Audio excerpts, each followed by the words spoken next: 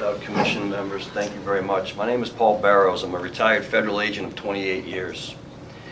I've been at the Capitol the last couple days giving testimony about my son Cody, meeting senators and representatives. Cody's been encountered by Leos like you more than 30 times in the last 13 years since he's been diagnosed with schizoaffective disorder. He's been arrested 15 times for misdemeanors, but this last time was for an aggravated felony because he wasn't diverted out of the system and received the care he needed when he needed it. But as we speak, after over 2.5 years waiting in custody on this ag felony, because he was incompetent, he went back for restoration at Rusk. Came back, deteriorated again because it was more than 60, 90 days before the next hearing.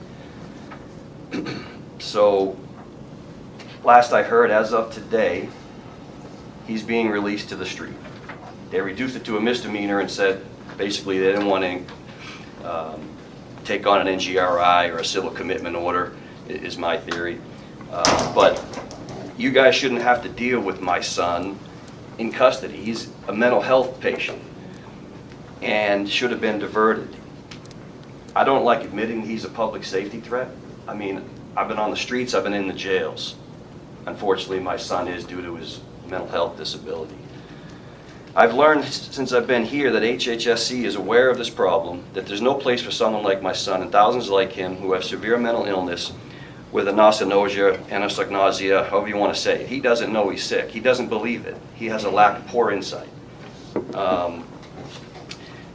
He and those like him need a secure campus setting, an intentional therapeutic community where they can live with dignity and purpose like we used to have back in the 60s and 70s, but with better oversight over the staff, so there's no patient abuses. But where they can live with dignity and purpose. His mental illness has been criminalized. You guys in law enforcement need to go to the legislature and call them on it. Sheriff's deputies, police officers, correctional officers shouldn't have to deal with mental health issues. This is a public health crisis that now has become a public safety crisis.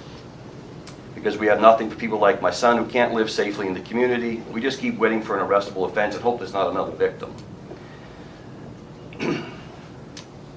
I urge you to take the time to reach out to your state representatives, state senators right now, this session, so we can address this population that has been left to repeatedly cycle through and languish in the jails. The Texas legislature has invested over $2 billion in state hospital system redesign, but this investment did not include the people who need a long-term residential setting. Jail is not the answer, and this is not the job you guys signed up for. Ultimately, we need more options along the continuum of care. Again, this is a public health crisis that has now become a public safety crisis.